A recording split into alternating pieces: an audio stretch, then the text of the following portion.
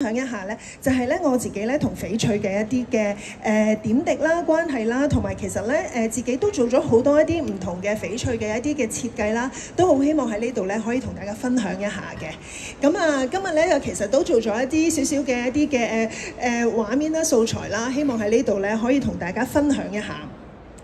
咁啊，其實咧自己對於翡翠嘅一個認識咧，就並唔係話由細到大都認識。我自己由細到大認識嘅翡翠咧，都真係可能咧同大家一樣，可能咧就係咧會覺得，哇，係咪阿嫲啊、阿婆啊佢哋先會戴㗎？好成熟喎，後生女或者即係就算 OL 呢啲會唔會唔戴得㗎？即係呢啲或者去啲好隆重嘅場合。咁啊，呢啲咧就係我自己以前對玉嘅一個睇法。咁但係咧，其實慢慢咧對佢咧都有一個改觀。咁呢個改觀係幾時開始嘅咧？其實咧，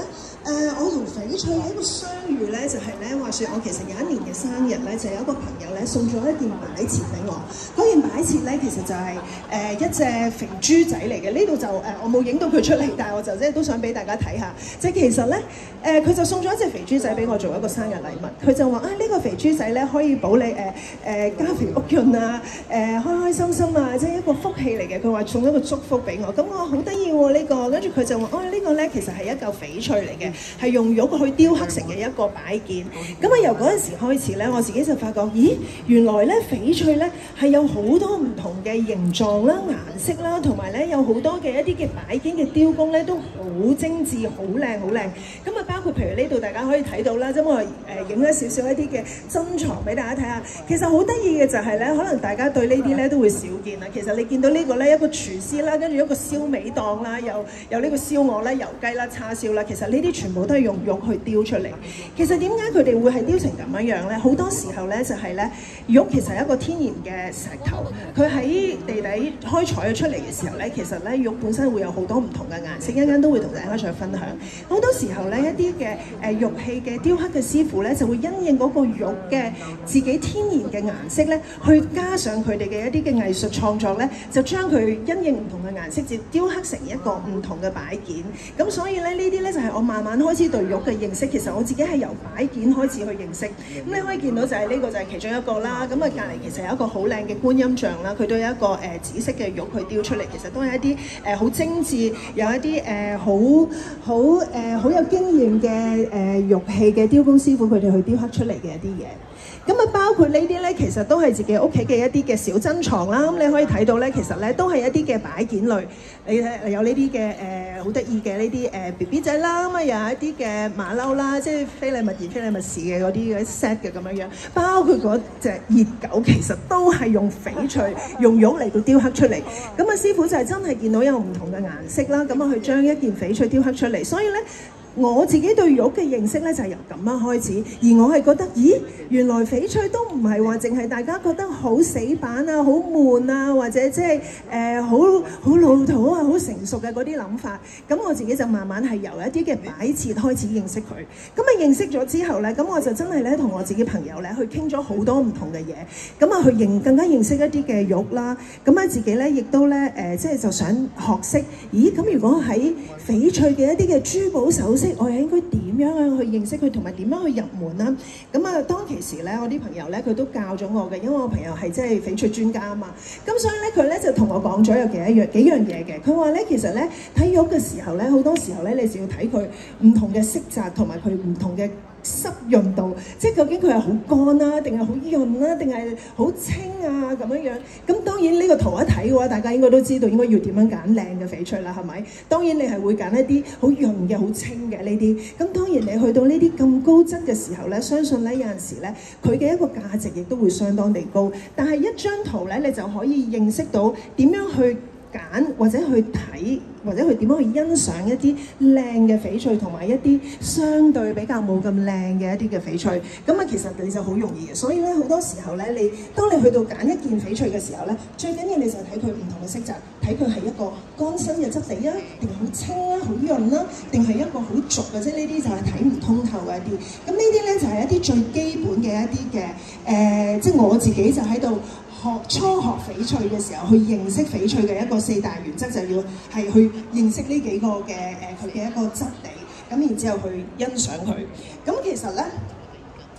嗱，頭先都講到咧，就係咧認識咗佢嘅質地之後咧，我哋就認識佢原來係有好多唔同顏色嘅。可能大家認識嘅翡翠都係綠色，係咪？多數都係綠色啦。而家開始大家都會認識翡翠會有紫色啦，因為開始好多女士們咧就中意浪漫嘅紫色啦，或者粉紅色啦，就會覺得哇好靚啊，好浪漫啊，好女仔啊咁樣樣，又驚綠色會好悶啊咁樣樣。咁但係其實咧你可以睇到咧，翡翠咧都係有好多唔同嘅顏色，包括綠色嘅話咧，可能咧佢都會有唔同嘅綠嘅一個色調啦。咁啊有啲可能會偏藍咗啦。咁你見到會有紫色，就而家大家好中意嘅一啲嘅紫羅蘭翡翠啦。咁啊慢慢其實咧都係會有黃色啊，有紅色啊，同埋有一啲係雜色嘅。有啲雜色可能係佢一嚿玉裏邊咧係有紫色啊，有綠色啊，有黃色啊咁樣樣。可能呢啲我哋係會有一啲特別嘅名稱俾到佢啦，即係可能一啲嘅春大彩啊或者之類嗰啲咯，即係變咗三彩啊嗰啲都會有嘅。所以咧其實咧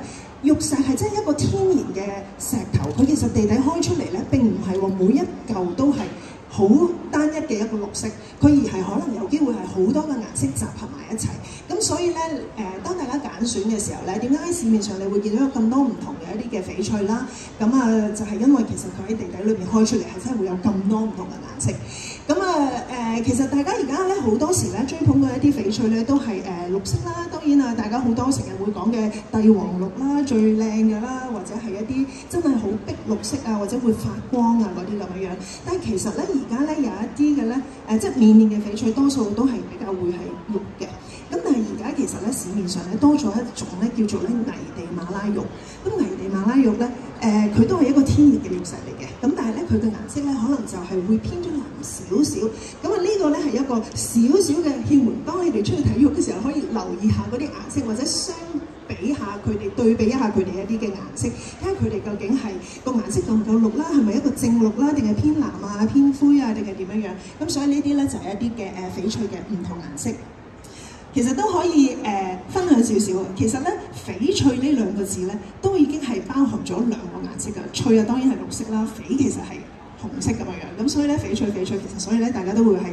其實係知道係玉裏邊其實會有好多唔同嘅顏色。咁啊，跟住咧呢啲咧就係咧大家咧比較咧熟悉嘅一啲翡翠啦，即係大家覺得係奶奶啊佢哋戴嘅嗰啲嘅大嘅蛋面啦，或者一啲嘅珠鏈。但係其實咧，當你認識咗玉之後咧，你就會知道咧邊一啲咧係真正咧係比較係保值一啲嘅翡翠。即係好多時候咧，即係當然大家頭先我同大家分享嘅嗰啲擺件啦，嗰啲擺件都可以係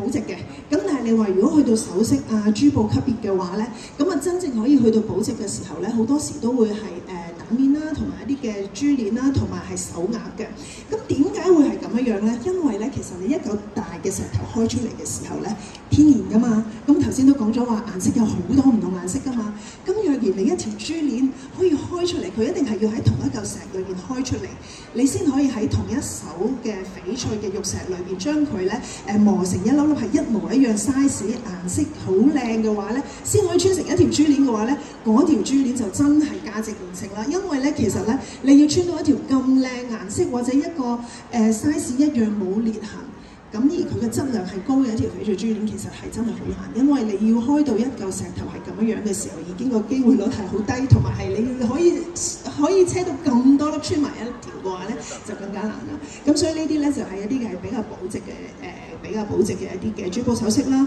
咁啊蛋面當然啦，蛋面就係咧當然你係睇佢夠圓啦、夠厚啦、夠潤啦。其實靚嘅翡翠咧，佢靚起上嚟嘅時候，你面望到佢嘅時候咧，你會見到佢裏邊係透光出嚟嘅。咁呢啲都係一啲嘅比較保值嘅一啲嘅款式。咁好多時候咧，保值嘅款式咧，我哋都會用一啲最基本嘅鑲嵌方法去鑲，因為咧其實嗰一粒石自己本身已經係好值錢，所以根本就唔需要用好多其他花巧嘅嘢去再做一啲嘅點綴，所以就已經其實最基本嘅鑲法已經係可以令到佢係可以突顯出嚟佢嘅一個尊貴。咁啊，另外其實頭先講起話，仲有一啲係比較保值嘅嘢就係手鐲。咁啊，點解手鐲會咁保值咧？就係因為咧，其實你係喺一嚿石頭裏邊開出嚟，其實咧手鐲嘅範圍係好大嘅。你諗下一圈手鐲，你冇列冇車，即係唔係話兩件合埋一齊，佢係懸過嘅。咁你喺一嚿石裏邊，你懸過開出嚟，佢又要色靚啦，又要冇裂痕啦，又要個質好啦，跟住又要車到一個好靚嘅手鐲出嚟咧，其實又係好難先可以攞到，即係先好難先可以開採到。咁所以嘅話咧，其實手鐲咧，亦都係另外一個咧，相對而家係真係比較保值。而手鐲咧，亦都係一個好難可以遇到嘅。我成日同啲朋友講話，手鐲咧其實就好似灰姑娘嘅玻璃鞋咁啊！你見到中意，你都要着得落去，戴得入手，你先可以擁有到佢。因為好多時候，我之前都有朋友嚟揾手鐲啦，咁啊佢睇到一隻好中意，但係咧嗰個 size 太細啦，佢又真係穿唔落啦。跟住佢見到另一隻佢又中意，但係嗰隻又太大啦，一戴上手一揈就會甩出嚟，咁又唔得。所以咧，其實咧有陣時咧買翡翠咧都係一個緣分嚟嘅。咁啊好多時候我都同大家講就係話，係啊，其實買翡翠咧真係一個緣分嚟㗎。特別係買手鐲咧，你真係咧，哇要嗰隻手鐲你又中意佢顏色啦，個 size 又要啱你啦，其實呢啲就真係可遇不可求。所以慢慢咧，其實咧即係蛋面啦、珠鏈啦同埋手鐲咧就會成為一啲比較保值啲嘅一啲嘅款式啦。咁但係其實呢啲咧價值連城嘅話咧，你又總不能日常咁日帶出街喎，係咪先？咁啊開始因為自己都越嚟越中意翡翠啦，都好希望擁有一啲唔同嘅翡翠嘅珠寶首飾啦。咁但係又好想日日都可以帶出街，咁點咧？於是乎咧，我就開始咧又要諗，我就覺得，咦？咁我係要去設計一啲咧唔同嘅款式咧，希望咧可以咧日常都戴得，同埋咧希望咧有一啲嘅翡翠嘅設計咧，可以係令到人哋係更加中意。其實我最終嘅一個目的咧，好希望咧可以就係咧翡翠可以年輕化。因為而家大家仍然有一個諗法咧，就係翡翠都係比較成熟啲嘅，唔啱我嘅。咁我慢慢咧，其實咧我就好希望咧可以加入好多唔同嘅元素咧，令到翡翠可以年輕化，同埋可以日常都可以戴到嘅。咁慢慢咧，其實咧我同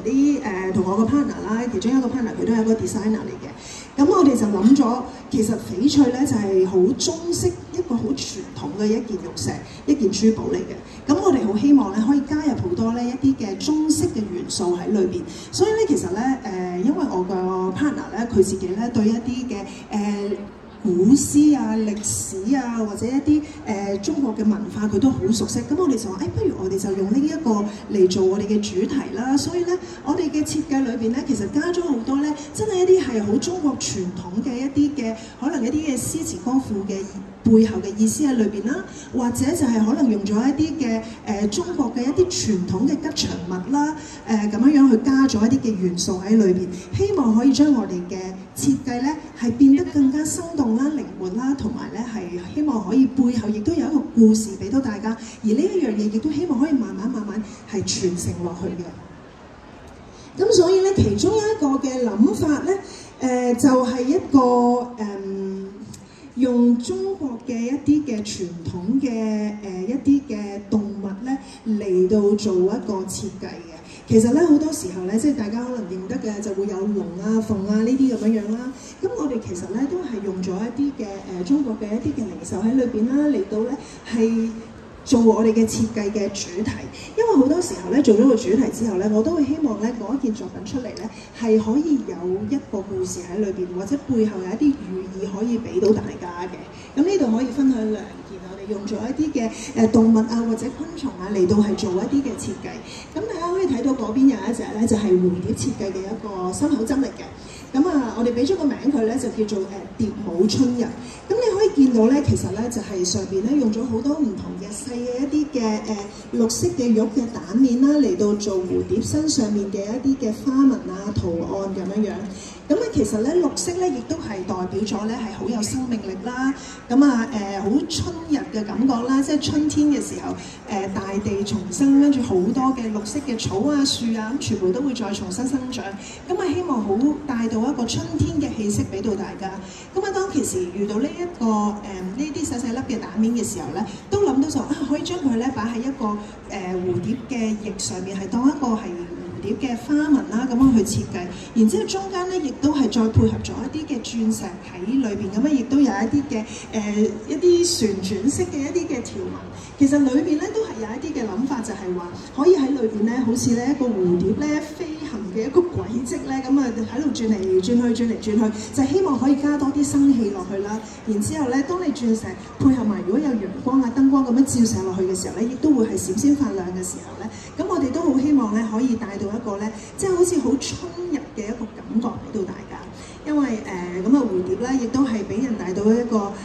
感覺，就係話佢係一個好靈活啦，亦都係好美好啦，好有生氣啦，代表好春天啦一樣嘢。咁啊，所以咧希望咧就係可以咧有呢一個咁樣嘅意思俾到大家嘅。咁啊，另外一個你可以睇下呢邊呢一個咧，咁啊一個吊墜嚟嘅，咁我哋叫佢做一個曉步平安。其實因為我哋嘅設計咧，全部咧裏邊咧，我哋都會俾一個名佢。咁啊，跟住咧呢個你會見到咧，其實係一個雀仔。其實咧，雀仔咧喺傳統嚟講咧，佢都係代表咧係吉祥啦、喜鵲啦。咁啊，喜鵲嘅話就係報喜啦。咁啊，亦都咧會覺得咧雀仔咧，亦都係好似一個天上面飛過嚟嘅一個使者。咁佢會帶嚟一啲嘅好消息啦、報喜啦，或者就係話可以就係話大家喺天上面翱翔啊，咁啊好開心、自由自在咁樣樣。咁啊好多時候咧喺中國嘅一啲嘅傳統裏邊，或者係一啲喺我哋嘅設計裏邊咧，都希望咧用到雀仔咧，就係希望咧用雀仔咧嚟到特別係喜鵲啦，就係報喜啊、報佳音啊，咁好似咧係有一個喜訊啊、一個開心嘅一個諗法喺裏邊嘅。包括你可以睇到中間其實咧仲有一個心心嘅設計嘅。其實呢個心心嘅話咧，好多時候啫，我哋就係攞咗啲原材料翻嚟咧，都好希望就係用佢自己自身嘅一個形狀咧，去諗一啲唔同嘅設計。咁呢一個嘅話咧，就係中間一個心嘅話咧，其實咧都好希望咧，即係裏邊會有個愛心啦，一個心意啦。所以即係譬如，如果係用嚟送禮嘅話，你將呢一個喜鵲帶咗個心送俾長輩又好，或者送俾你喜歡嘅人都好啦。咁啊，好似將一份開心、一個報喜嘅一個祝福咧，去送俾佢。咁所以呢一啲嘅話咧，都係我哋會係喺我哋設計裏邊咧，去加入嘅一啲元素。咁所以呢啲就係其中一個嘅設計元素啦，就係我哋會用咗一啲嘅動物。當然其實仲有好多嘅，即係譬如我哋嘅設計裏邊，可能仲有啲係龍啊、或者蝙蝠啊嗰啲咁。因為好多時候咧，蝙蝠咧呢度冇，陣間會見到嘅蝙蝠咧，其實都會係好多時候會用到嘅一種嘅動物咧，因為咧佢哋會攞個諧音就係福福福福福，咁啊有個福氣咁嘅意思喺度，好似福到咁樣樣。咁所以其實咧蝙蝠都會係一個其中一個經常會用到一個動物嘅。好，咁啊除咗一啲嘅動物之外咧，當然咧我哋仲有一啲其他嘅唔同嘅設計嘅方向啦。咁啊呢啲嘅話咧，就可能會係用翻一啲嘅中國傳統嘅一啲嘅紋飾啊，或者係一啲古字啊咁樣樣。即係其實咧，中國嘅設計裏邊咧，你哋諗翻起咧，可能以前成日會用嘅嗰啲萬壽無疆碗啊，或者嗰啲杯杯碟碟，你見到隔離其實都有好多唔同嘅一啲嘅形狀啊，或者一啲條紋啊咁樣樣去，係你一睇到就會覺得佢好中式嘅。咁所以咧我哋咧亦都會用咗呢一啲嘢，然之後再加入一啲嘅現代嘅元素落去咧，令到佢個時尚感係高啲。即係有陣時我哋會覺得傳統嘅嘢好，咁我哋就要採用嘅。咁然之後，但係咧，我哋都要注入一啲新嘅元素落去嘅。咁啊，包括呢兩件啦，咁啊，其中攞咗兩件出嚟俾大家睇下㗎啦。咁啊，就係咧譬如右手邊嗰個咧，其實係一隻手鐲嚟嘅。咁呢個手鐲咧，我哋都係用咗一啲嘅中國嘅一啲嘅以前嘅一啲嘅條紋嘅元素啦。佢嗰個紋咧叫做博古紋啊。咁其實咧就係都係一啲中式嘅以前嘅一啲嘅條紋嘅形狀啦。咁但係其實咧，你細心睇佢咧，你又會覺得佢除咗係一啲古代嘅紋理之外咧、紋路之外咧，其實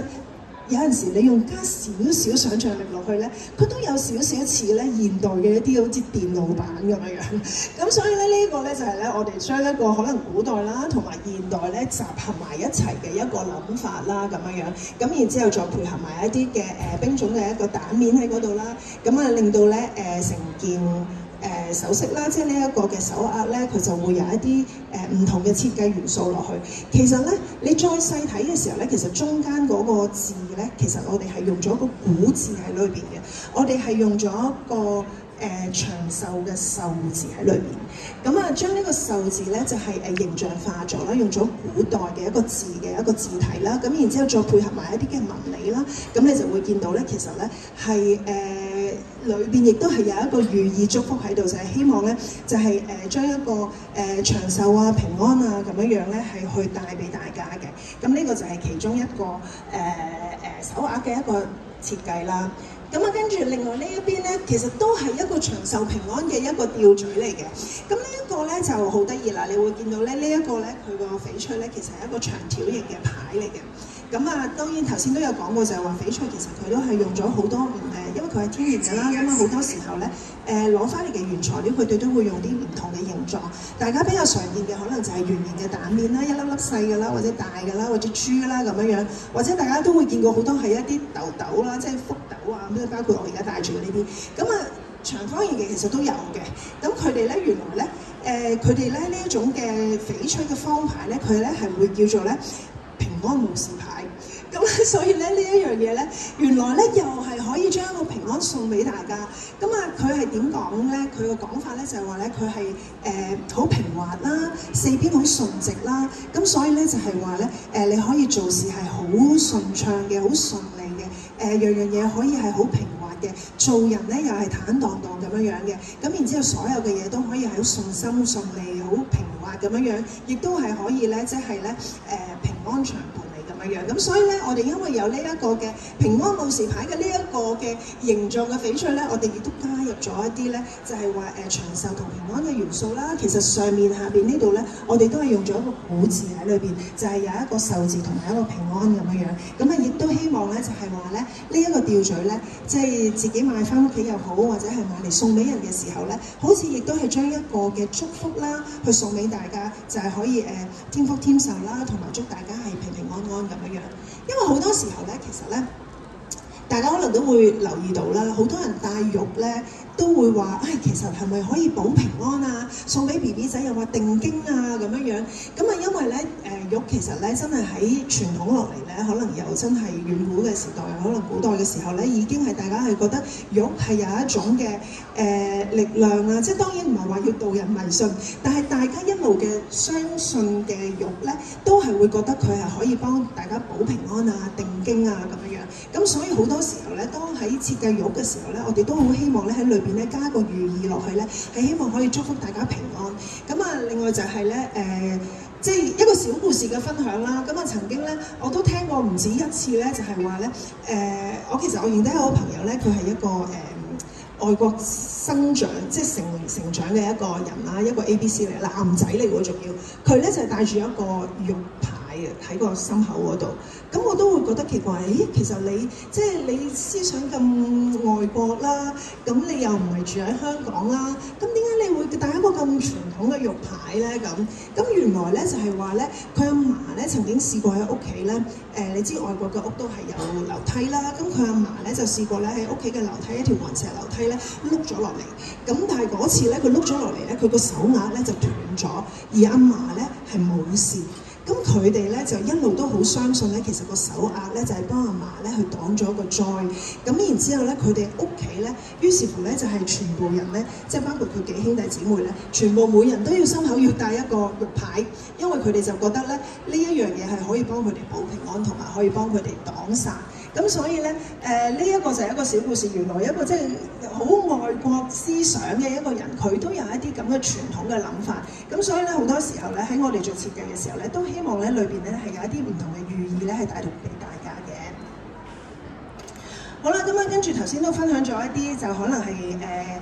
一啲嘅動物啦，一啲嘅古字嘅一啲設計啦。咁但係咧，其實咧我哋背後嘅一個設計理念咧，頭先都講過啦。我其中一個 partner 咧，佢亦都係好精通一啲古詩嘅。咁所以咧，好多時候咧，一啲嘅中國嘅原有嘅即係獨有嘅一啲嘅玄學嘅意念啊，或者一啲詩詞歌賦裏邊嘅意思咧，我哋都好希望咧可以注入去我哋嘅一啲設計裏邊嘅，咁都可以同大家分享一下。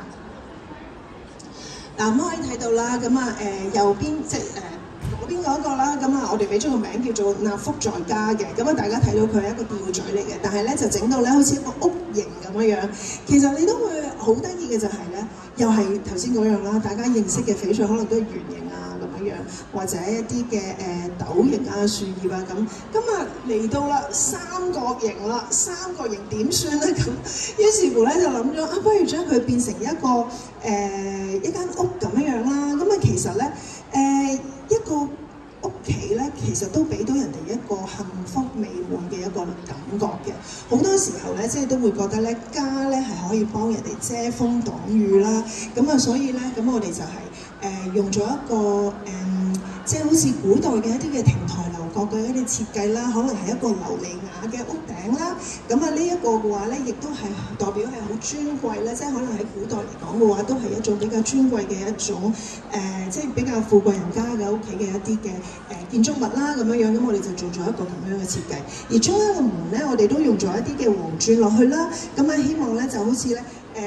令佢咧係會有一個好好嘅根基啊，咁啊代表咗即係黃色嘅話，亦都係代表咗一啲嘅慈愛嘅關懷喺裏邊。咁啊，其實咧呢一個嘅話咧，呢一張相冇影到出嚟。其實咧，我哋嘅設計裏邊咧，喺呢一個吊墜，你反轉佢嘅時候咧，其實後邊我哋係寫咗個福字嘅。所以點解呢個吊墜咧個名咧會叫做納福在家咧？就係即係除咗你正面可以見到佢一個屋仔嘅形狀，就係一個家嘅感覺啦，俾到大家好溫暖啊！即係有一個守護嘅作用啊，幫屋企人遮風擋雨嘅感覺之外咧，其實後邊係仲暗藏咗一個福字嘅。咁啊，亦都係好希望咧，將一份嘅祝福啦、一份嘅福氣啦，可以帶俾大家嘅。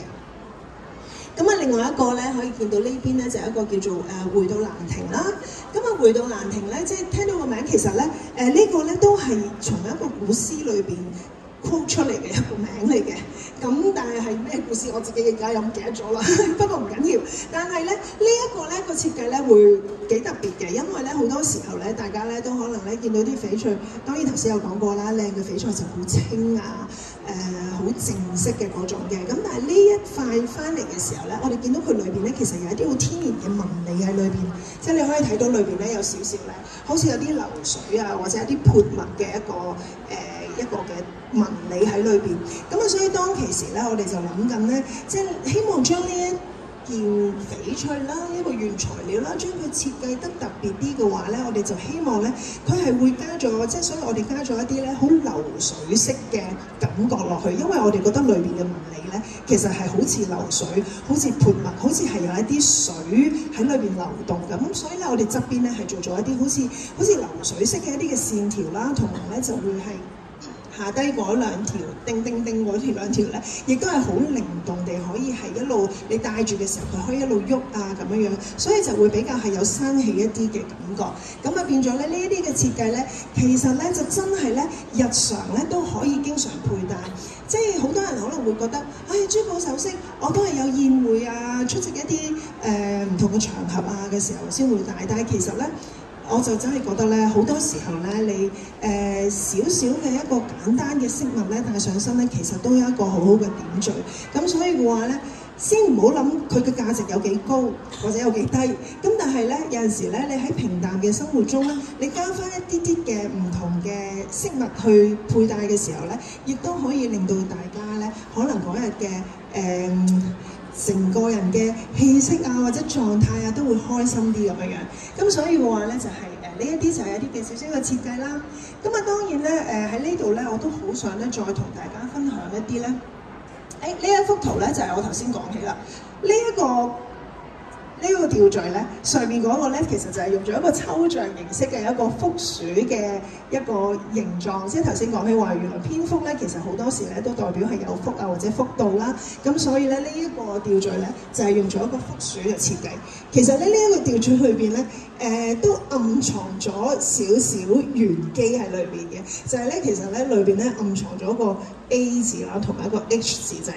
我本身咧就係想用嚟代表自己個名嘅，咁但係咧總不能咧叫人哋買一個吊墜有我自己個名喺裏邊噶嘛，係咪先？咁所以咧其實咧我哋都諗咗咧，其實咧 A 咧即係都代表係一家之主啦，因為 A 係你知英文字母嘅第一個字母啦。咁 H 嘅話其實都係可以代表一個家啦，即係 home 咁樣樣啦。咁都希望咧就係話咧你喺屋企裏邊咧，我哋即係喺一個家裏邊咧，我哋都可以咧有一隻福鼠喺嚟臨到你嘅屋企裏邊咧，帶一啲嘅幸福俾到大家。而呢一個平安扣啦，即係大家會唔會認識啊？即係認唔認識翡翠嘅唔同形狀？因為呢一種圓形嘅形狀咧，我哋好多時候會叫佢做即係耳扣啊咁樣嘅。但係咧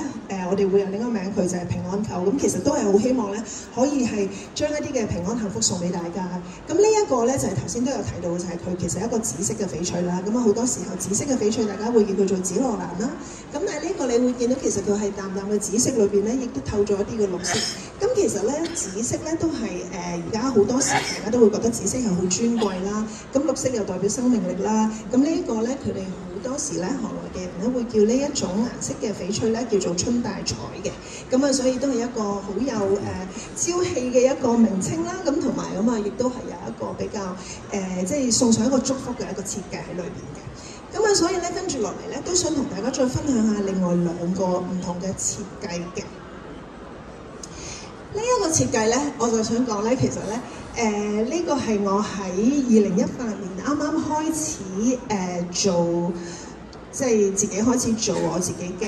鋪頭嘅時候啦。咁啊，踏入呢一個珠寶首飾行業嘅時候咧，第一個諗出嚟嘅一個設計嚟嘅。咁當其時即係同 partner 都喺度諗啊，我想設計一件真係好屬於我自己嘅一樣嘢，係用翡翠去做嘅。咁啊，當其時我就諗咗一個主題。其實咧，好多時候即係頭先都有講啦，翡翠嘅設計裏邊，珠寶首飾嘅設計裏邊，可能我哋用咗好多唔同嘅動物啦，可能一啲嘅植物啦，即係可能因為即係譬如花嘅話，好多時候用花就係因為花開富貴，咁亦都係一啲比較好嘅意頭嘅嘢，或者譬如樹葉嘅話咧，亦都係一啲比較好即係開始散葉嘅一種嘅一啲嘅講法啦。咁啊，當其時我就諗，我都想諗一樣嘢係屬於自己嘅。咁當其時我諗咗一樣嘢咧，我就話啊，我好想用長春藤呢一樣嘢去做一個設計。咁點解我會諗到係長春藤咧？咁啊，長春藤咧，其實佢係一種常綠嘅植物啦，即係一年四季佢都係綠色啦。咁我覺得一年四季都係綠色嘅話，即係代表佢其實生命力好強啦，亦都唔會話冬天就要枯萎，春天先再重生。咁啊，亦都咧係你會見到咧，長春藤佢係一路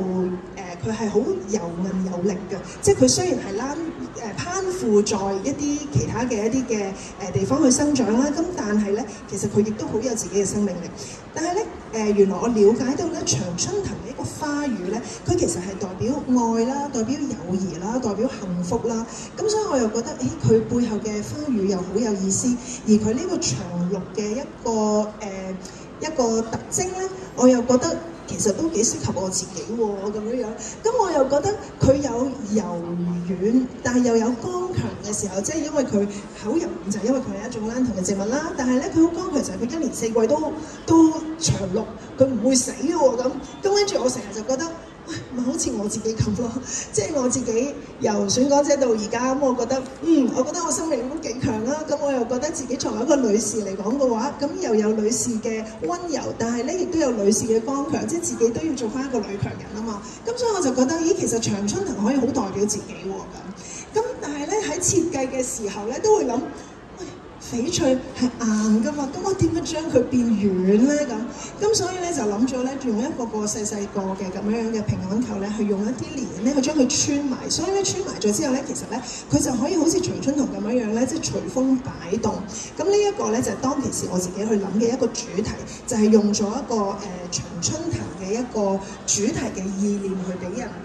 去做一個咁樣嘅設計，同埋即係長春藤亦都可以俾到人哋一種好永恆嘅感覺啦。咁我都好希望咧，即係可以好似自己咁樣啦。咁啊喺嚟緊嘅道路上咧，都可以繼續即係珠寶或者係演藝行業都可以俾人哋最有永恆嘅感覺。咁啊當然除咗一個長春藤嘅一個樹葉之外，咁我哋都要有一個主題啦。其實咧呢個咧係一對耳環嚟嘅。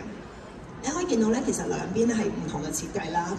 咁其實嗰邊嘅一個耳環嘅頭啦，咁我哋就用咗另外一粒咧係一個冰種嘅蛋面啦嚟到做一個主石。咁其實呢個都有寓意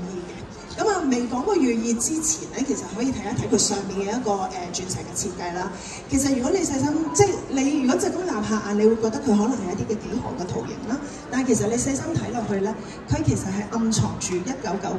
呢4個數目字，咁呢個4個數目字係咩咧？係我又要講翻轉頭啦。我睇緊1998年嘅香港小姐，即係雖然好多年前，咁但係我覺得呢個係自己嘅人生其中一個轉捩點啦，所以佢好代表到我自己，所以我就將呢一樣嘢加咗落去。咁啊，當然你會見到佢咧，即係雖然佢係一個數目字，但係都用咗一個比較幾何圖形嘅一個設計去做。咁然之後中間又用咗一個蛋面嚟做一個主石。咁其實呢度裏邊咧，我自己都擺咗一啲嘅諗法落去咧，就係、其實嗰、個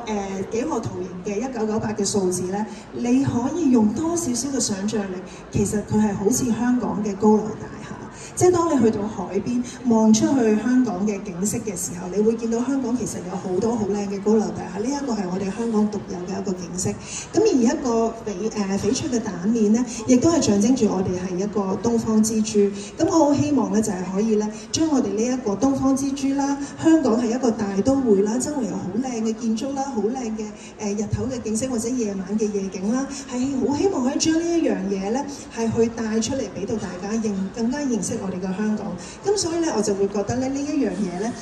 係呢一個就係我自己當初啱啱開始踏入認識翡翠嘅時候，第一個想做出嚟嘅一個主題就係希望我可以揾到一樣嘢好代表到自己，所以呢一個咧係我自己覺得係好屬於我自己，同埋好代表到我自己一樣嘢，好想帶俾大家就係話女性都可以係除咗好溫柔之外，亦都可以好堅強，好似長春藤咁樣一路長春落去。咁所以呢一個就係其中一個設計啦。咁所以呢一個咧其實係非賣品嚟嘅。咁嗰陣時都有朋友見到，其實佢哋都話好中意。咁但係我就覺得呢一個我都希望係可以真係留翻俾自己啦。咁啊跟住可以慢慢一路係去傳承落去。好啦，咁啊跟住另外一個咧都好想同大家分享嘅咧就係、其實呢、一個大家估唔估到佢係咩嚟嘅咧？睇落好似一盞燈，其實咧佢係一隻戒指嚟嘅。咁啊，如果有認識翡翠嘅朋友咧，都即係頭先我都有講過啦，其實就係蛋面啦、珠鏈啦同埋手鐲係好保值嘅一啲嘅選擇啦。咁其實呢一種嘅戒指亦都係一種咧，大家而家好多朋友會揾嘅，佢一個叫做馬鞍戒。佢其實咧就係一圈都係翡翠，即係其實就係好似手鐲咁，但係佢係縮細咗一邊一隻戒指。咁然之後咧，一圈嘅嗰啲玉戒指咁樣樣。咁其實又係好隨緣，又係玻璃鞋嚟嘅。因為戒指咧又係咧，你個手指嘅 size 啱就啱啦，唔啱咧你幾中意都好啦，佢都唔會屬於你嘅，因為你真係戴唔落去嘅咁。今日我冇帶到佢出嚟，因為咧我自己屋企都有一隻嘅，咁啊其實就係我 partner 自己戴開嘅，跟住咧我有一日見到佢，我話：喂，你日日戴開嗰隻戒指，點解你唔戴啊？佢話因為最近肥咗，連手指都肥埋嘅。佢話我戴唔到，跟住佢就話不如將嗰隻戒指俾咗我戴，所以咧其實最近我都一路有戴住一隻咁樣樣嘅馬鞍戒，咁但係今日冇帶到出嚟啦，咁啊但係呢度咧都可以同大家分享下，其實呢一個嘅話咧。呢一個馬鞍戒咧，又係咧，即係可遇不可求，因為你又係要啱 size 啦，又要啱顏色啦，即係呢一個緣分嚟講嘅話咧，其實又係真係可遇不可求，因為咧你要遇啱一個你自己中意嘅顏色，而嗰個 size 你係戴得落，你先可以遇上佢，而可以擁有佢，所以呢個都係一個比較難得嘅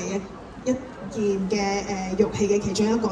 item 咁樣樣。咁啊，呢一個點解我哋會用咗一個燈嘅設計去諗咧？就係、其實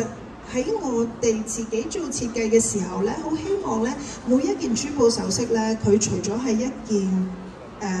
可以帶出嘅飾物之外咧，都好希望佢係一個藝術品，或者佢可以係一個背後有寓意嘅一樣嘢。咁所以咧呢一個咧，我哋就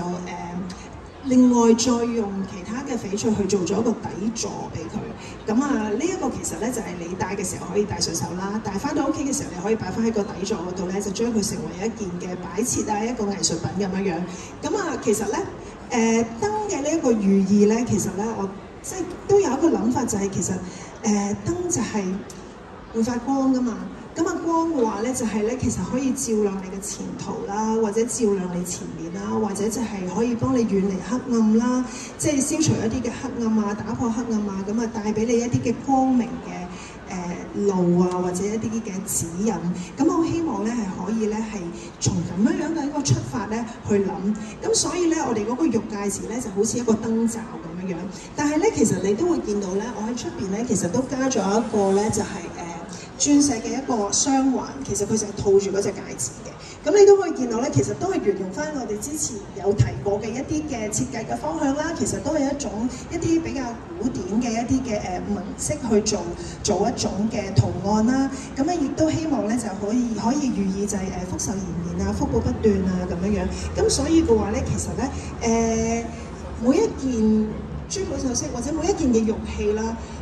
當你見到佢，你以為佢係一件好悶嘅就咁一個玉戒指嘅時候，其實加咗一啲唔同嘅點綴落去咧，佢都可以成為一個時尚嘅單品，同埋咧亦都可以成為你屋企嘅一件嘅藝術品。咁呢一樣嘢係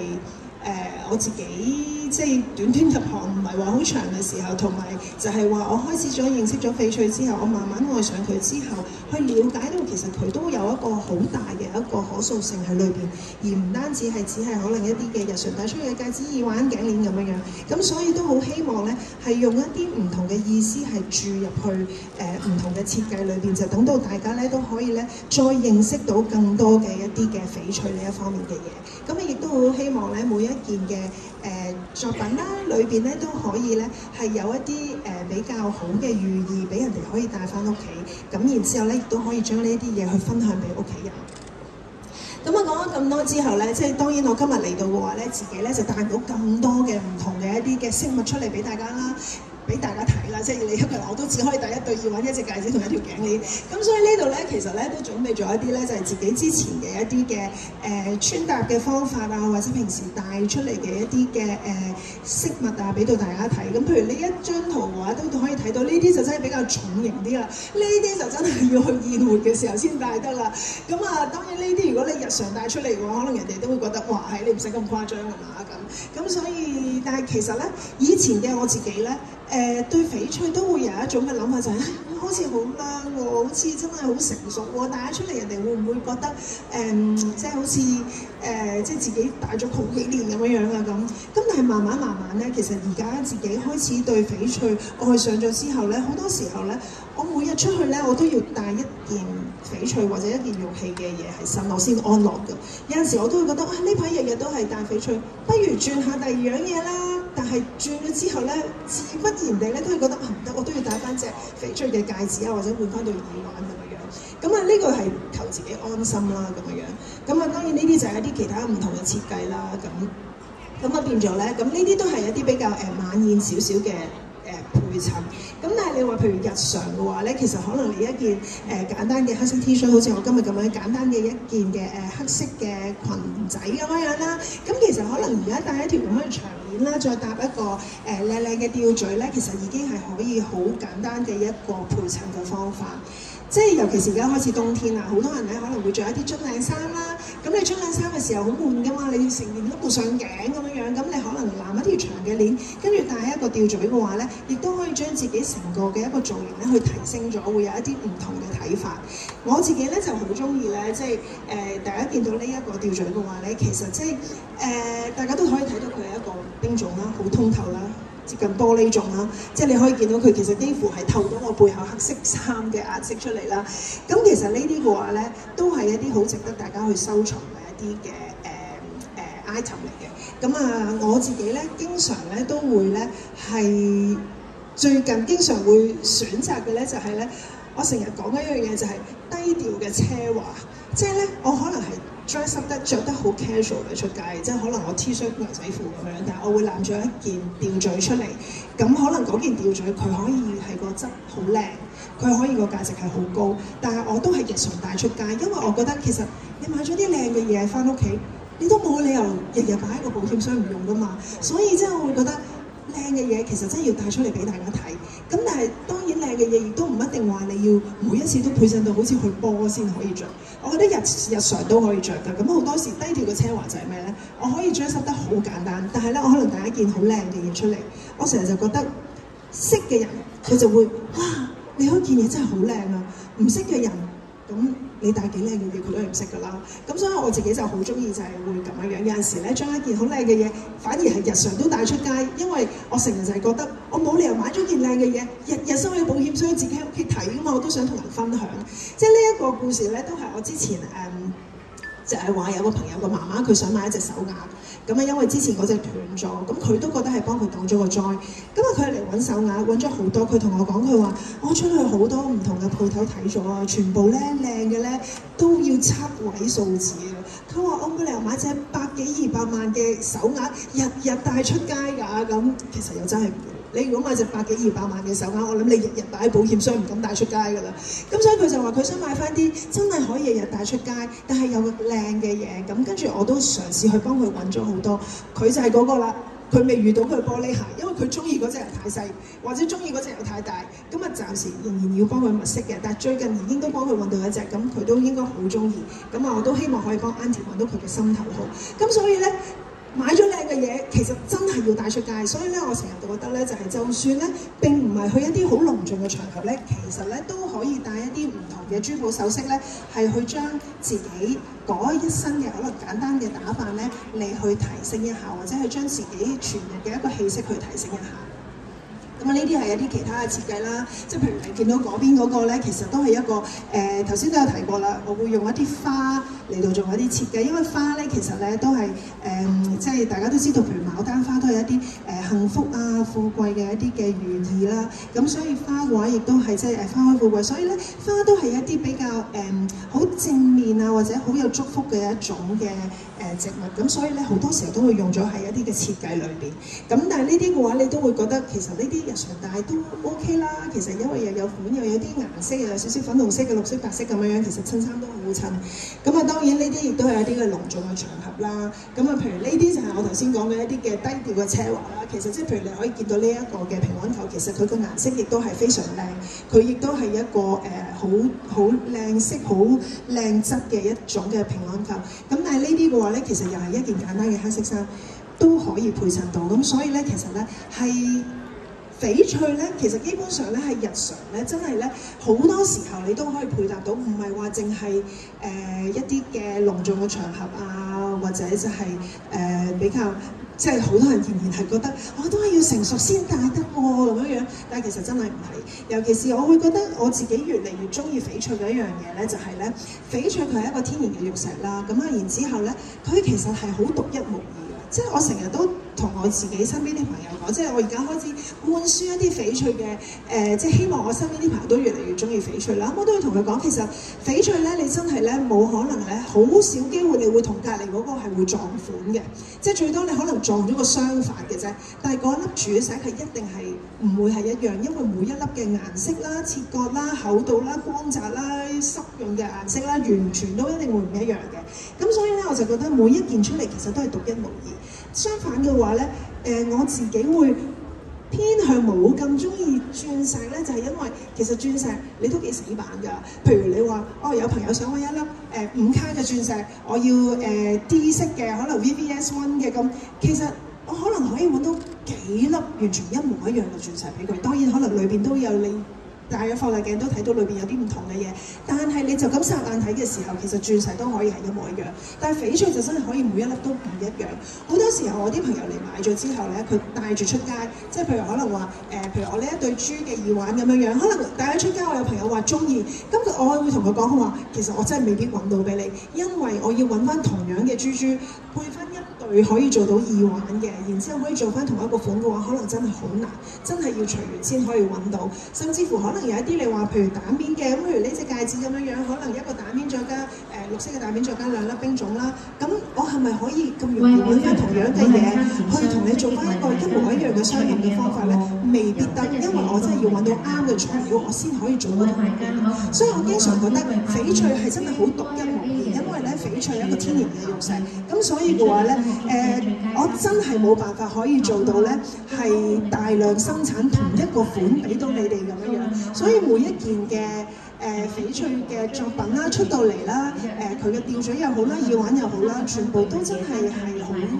獨一無二，而唔會咁容易出到去同人哋撞款。所以咧，我就係而家經常都會同你講話，其實翡翠都可以年輕化。翡翠值得你擁有嘅地方就係因為咧，佢係好獨一無二嘅一樣嘢。你出到去唔會咁容易同人哋撞款，而且識嘅人亦都會越嚟越覺得你係有品味。所以我話咧，我成日就係而家開始咧，就開始教導我身邊啲朋友就話，其實你哋真係應該要好好地咁樣去認識翡翠。而我係覺得咧，你認識咗翡翠之後咧，你對佢嘅愛咧係會越嚟越深，因為咧你係會真係會慢慢係會覺得，咦，原來呢個又真係唔一樣嘅喎，啊嗰個又真係有啲唔同嘅色嘅喎，咦你呢個色又會真係發光喎咁所以咧，我覺得咧翡翠咧係真係一個咧好長遠同埋一個好要學得精係真係好難，因為佢真係一個好長好深嘅一門學問，並唔係話一朝兩夕你去翻一個咩上一個咩 course 你就要學識咗睇翡翠。咁所以我覺得呢啲都係一啲嘅累積嘅經驗，但係我就係覺得當大家要去揀翡翠嘅時候，最緊要就係當然睇咗自己同佢有冇一個緣分啦，有冇一個眼緣啦，你中唔中意佢嘅顏色啦，即係可能你中意嘅顏色同佢中意嘅顏色可以好唔一樣，咁同埋你啱唔啱戴啦，咁我覺得呢一啲嘢都可以慢慢去了解自己對翡翠嘅一個愛好啦，或者一個嘅認識啦，去慢慢去學習。咁所以嘅話咧，呢啲就係即係可能喺設計啊，同埋喺自己配搭方面嘅一啲嘅少少嘅分享，可以同大家分享啦。咁啊，同埋就係即係當大家去揀翡翠嘅時候，最緊要就係咧要認清係唔係真係真嘅天然翡翠啦。咁啊，最好如果你哋去買嘅時候，亦都睇下佢會唔會有證書俾到你啦。咁好啦，小分享，最後一個小分享啦，就係大家其實知唔知翡翠如果去做咗證書嘅時候，佢會話俾你聽 ABC 玉係點解？其實大家有冇留意過？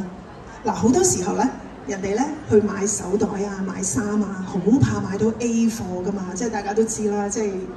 A 貨係代表假嘢啦，係咪？或者 AAA 貨啦咁。咁但係咧，原來喺買翡翠嘅時候咧，你哋就一定要絕對嘅去揀 A 玉啦，即係 A 貨玉啦咁樣樣。點解咧？因為咧喺佢哋即係做證書嘅時候鑑證咗出嚟嘅時候咧 ，A 玉咧就係一個純天然冇加過雜質嘅玉器嚟嘅。咁所以咧，大家一定要記住，如果咧你去驗你一件翡翠嘅時候咧，佢驗出嚟佢係 A 玉嘅話咧，你就可以放心啦，因為佢真係一個純天然嘅翡翠。咁 B 玉同 C 玉係咩咧 ？B 咧就係應該係就係加咗一啲嘅雜質落去，加一啲嘅樹枝落去嘅，而 C 咧就係甚至乎係可能添加咗一啲嘅顏色嘅。咁嗰啲咧就係 B 同 C 咧就唔係純天然嘅。咁所以咧，大家出去買翡翠嘅時候咧，就真係要認清係 A 玉先好買啦。好，咁咧，我今日嘅分享咧就係大概係咁多啦。咁啊，如果大家有唔同嘅問題啊，或者想再知多啲嘅話咧，都可以揾翻我哋嘅工作人員啦。咁啊，可以大家再一齊去互相大家切磋一下，或者就係大家一齊傾下嘅咁樣樣。好，多謝大家 ，thank you。多謝晒向響林小姐為我哋分享咗咁精彩嘅翡翠小知識啦，同埋珠寶設計與配搭，相信大家咧都係獲益良多嘅。再一次多謝晒向響林小姐，多謝晒，多謝晒，先休息一下啦，多謝晒。咁我哋今日名人分享會咧已經圓滿結束啦。稍後5點鐘嘅時間咧，會有 GMA 幸運大抽獎。今日咧亦都同樣會送出一個 MS 嘅手袋同埋卡片套嘅。咁如果未參加嘅朋友咧，請你哋繼續把握時間咧，將獎券咧放入去收集箱啦。